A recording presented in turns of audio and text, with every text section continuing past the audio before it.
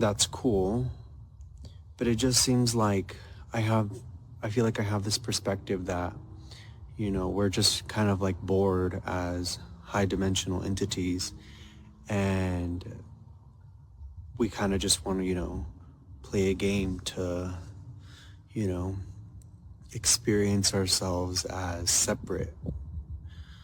And, to me, that just seems like we're just like guinea pigs. I don't know.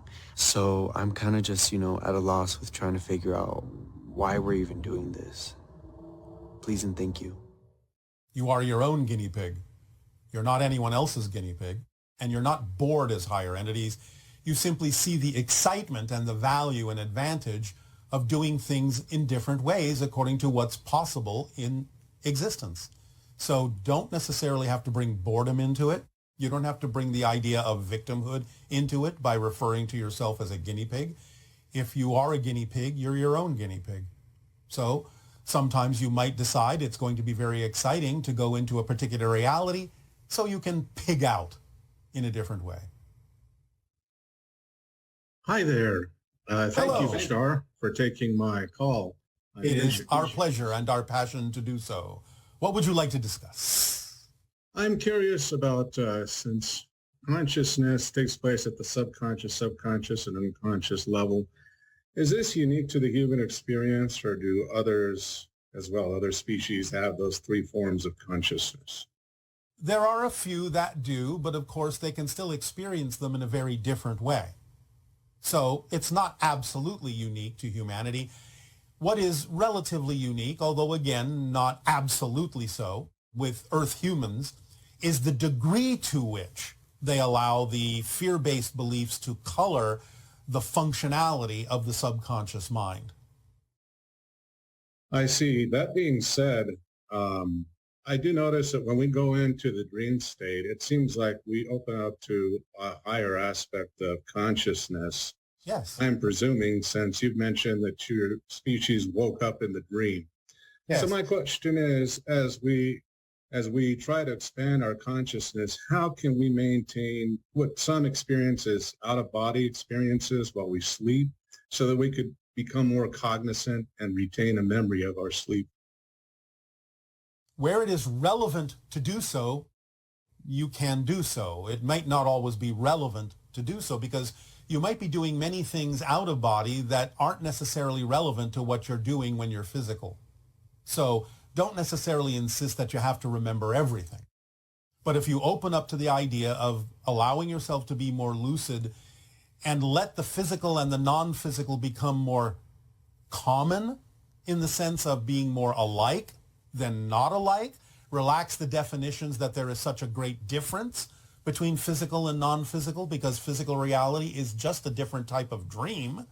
So the more lucid you become in physical reality, the more lucid and aware you will become of non-physical reality, because you're not imposing such a separation or barrier between the two, because they are just different aspects of one thing. Because remember, you never really leave spirit. You're just dreaming that you've left spirit.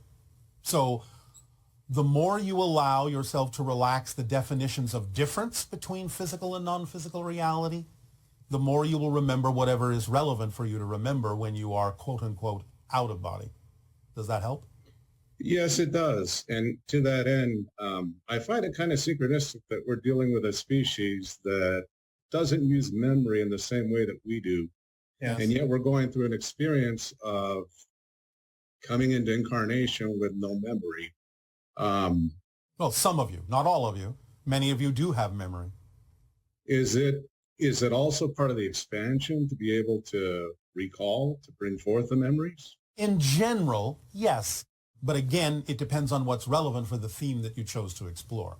It's not necessarily relevant for everyone to do it that way, but it is becoming more generally possible and probable with the children being born on your planet over the last few decades, yes. So along those lines, I could develop it if I chose that theme, because I feel like I'm exploring consciousness as a theme, and to that end, I seem to have woken up to some of the clairaudience experiences, yes. And it's like when I leave the dream state, I wake up hearing conversations ensue or take place that apparently I'm doing while I'm dreaming. Yes, all right. So again, So, that may be part of the process of creating more similarity between physical and non-physical reality for you by crossing that divide, by allowing conversations and awareness to cross that divide and start leaking into your physical reality from the non-physical one. I was also curious if I had an experience in 2008 where I actually have a recollection of being on board a ship, but I don't know who those beings are. Would it be possible? Would you be able to determine that? Well, most likely you're dealing again with grays and hybrids because that's the typical people you will be dealing with regard to those memories of being aboard ships. It doesn't mean that there aren't other beings there from time to time as well, like the mantis and so on and so forth. But in general, it will mostly be the grays and the hybrids. Sometimes you'll get the things like tall whites and other kinds of beings that have references and familiarity to some people on your planet. But again, generally hybrids and grays. And so when those exchanges occur, are we in some form of astral where, we meet halfway from where they're at? Usually, not always, but usually. Sometimes there is actually an altered physical reality in which you still are kind of physical, but not exactly in the same physical reality that you consider to be your physical reality when you're quote unquote awake. I see.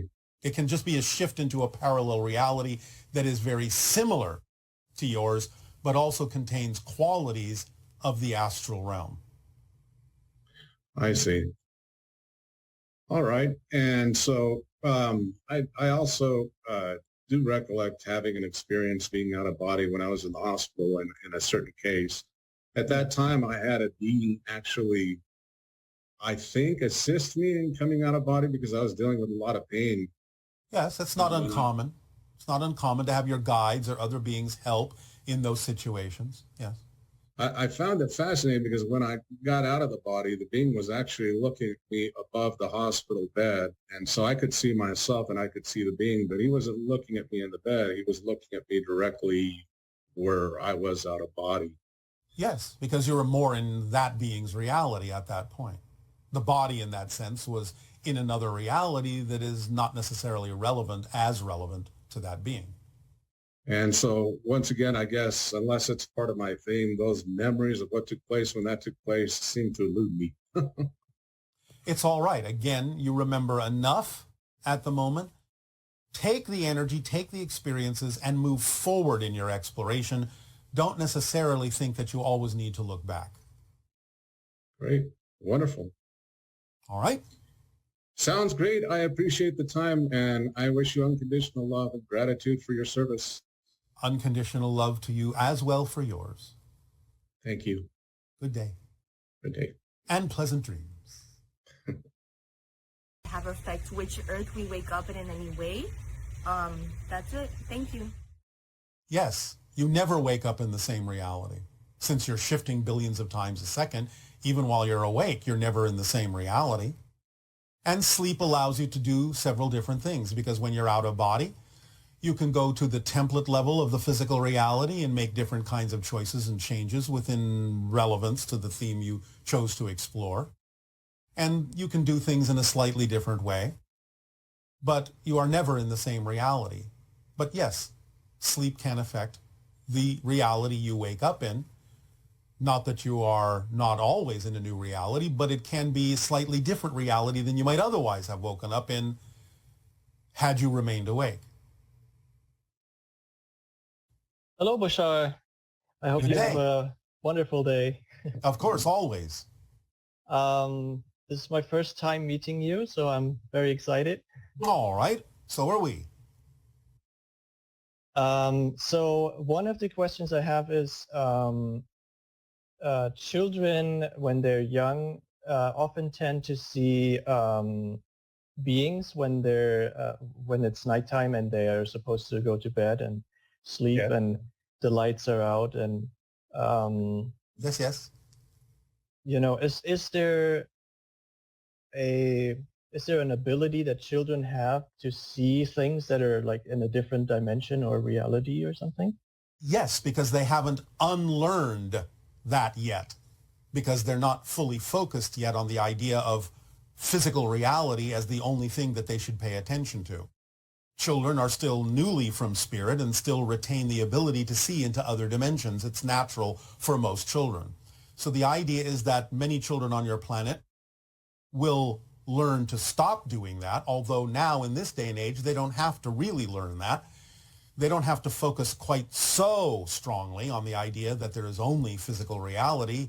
They can still experience the themes they chose to explore as physical beings without necessarily losing the ability to perceive beings from other dimensions. So this is something that is new for your society in general on a large scale. People on your planet have always had this ability from time to time, but it used to be rare. Now it's becoming more common. But yes, in general, children on your planet are still closer to spirit than they are to physical reality, and for quite some time may still retain the ability to see into other dimensions until, for some reason, if there is a reason for them to focus only on their physical theme, then they may close that facility down for a while. And then it may return later in life when they are through exploring certain things. But yes, it's a natural ability that most children have.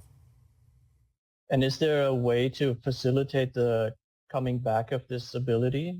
Yes, to follow the formula that we have shared with all of you. Okay. Okay. Now, there are also many other techniques. Basically, you can attract through synchronicity whatever technique may work for you. Whatever permission slip will be best aligned for your vibration. But in general, those things will also arrive in your life if you do, in fact, follow the formula. It happens automatically. Okay. Thank you. Yes. At some point, I was laying in my bed and seeing a dark pattern on the ceiling, and I was a kid back then, and I was kind of fearing for my life because I didn't know what it was, but I was like almost paralyzed, and then I said no, not now, and please leave, but I didn't know what it was, and this happened twice to me when I was a kid, but I still have no idea what it meant or what it's a portal to another reality and a beginning of a visitation of extra-dimensional or extraterrestrial beings coming in to interact with you according to the agreements that you have made in this life to be part of those kinds of encounters and experiences. So what you were initially experiencing was the opening of a portal from one dimension to another. Okay. And is there something I can do to maybe get back to that point? Well, so now that I know I don't have to be afraid about it. Don't be afraid. And again, follow the formula. Be more open to investigating and researching the encounters that exist between extra-dimensional and human people on your planet. Educate yourself to know that you're part of a bigger program, a bigger agenda for the evolution of the earth, for the evolution of humanity. Invite it in and feel love for the experience. Most importantly, allow yourself to fill yourself with love and create the invitation on your own terms, saying that it can be what works for you and what works for others, but always in a state of unconditional love and service. Okay, I'll try that. All right. Okay, when I was in school, I had dreams. That was like the first years of school, so I did not lose the stuff apparently until then. So when I was in school, I had dreams at night where I saw things that would happen a day or two later. Yes. And I actually made a game out of this because when I went into like a conversation with people and I knew what they would say, I just changed my reply and see what would happen. And this was funny for me. Yes. Well, again, everything exists now. All realities exist now. What you call past, present, and future are all here. And there are multiple versions of everything. So if you have expanded your consciousness, again, especially when you are younger, and made a game out of it, which is a positive thing to do, then it can help practice and train you to be able to perceive more realities that exist in the here and now moment. And thus you can perhaps perceive more clearly the probabilities of which reality will manifest or crystallize in your particular physical world experience. So that's not unusual. It's just that you're becoming more aware that every reality, every probable reality that is most likely to manifest is already known to you, is already here and already exists. It's just a matter of which way you choose to go and how strongly you choose to crystallize the realities that you're perceiving. Okay. And I guess... Did that make sense to you? Do you understand what we're saying? Yes. All right. I guess getting back to that is also following the formula. Everything is contained in following the formula as precisely as possible. It leaves absolutely nothing important or relevant out of your life. It will bring you what you need exactly when you need it. Okay. All right. I was in October 2011, I was in a group that did C5 protocols for contacting extraterrestrials. Yes. And we had some contact with, we saw ships flying around, and we had high strangeness events or things that happened that were strange. All right. Well, congratulations.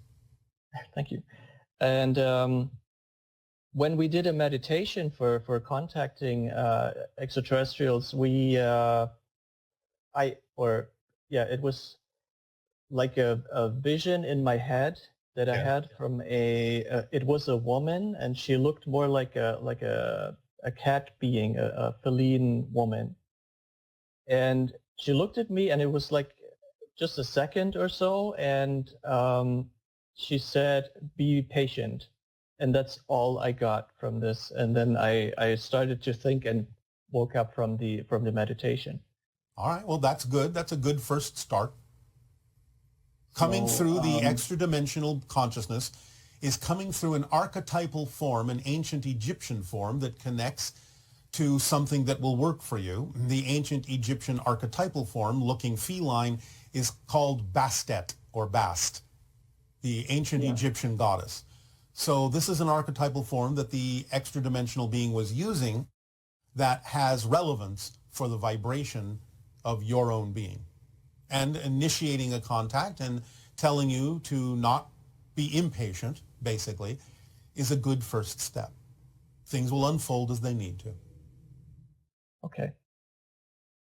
You can do the meditation again anytime you wish. You can begin practicing, strengthening that contact. Okay. It's up to you. Is there a specific, I guess it would be whatever works for you, or replicate what you did before. Okay. Okay. Okay. So when sometimes I hear stories about people getting abducted. Yes. And what I was wondering is, when they talk about it, the first contact or initial contact is a bit scary for them. Yes, because they don't understand what's going on, because they haven't been told that these kinds of things are happening by an agreement you made before this life. This is part of the evolutionary path of humanity on the earth. And because most people aren't in touch with those agreements, then they will go into fear mode or survival mode, because what is being experienced is very foreign to them. And to the physical consciousness almost seems life-threatening, because it's so different, so alien to your normal physical reality on Earth. There is nothing to be afraid of, but nevertheless, the physical mind may still react that way by going into survival mode, because interacting with another dimension changes your frequency, and to the physical mind that almost feels like a death. Even though it is a type of death, it is not literally physical death. But the physical mind may interpret it as such and kind of go into a little bit of a panic. Okay. But you can get used to it, and this is what we talked about earlier. Open up in the idea of love. Express the idea, as you have already done, that you want it to be on your own terms in a comfortable way, and that you are willing to participate and be more aware of what's going on if more awareness is allowed on their part. So approach it that way, and things can smooth out. Does that help? Yes. Thank you. Then I will wish you pleasant dreams. Thank you. Good day.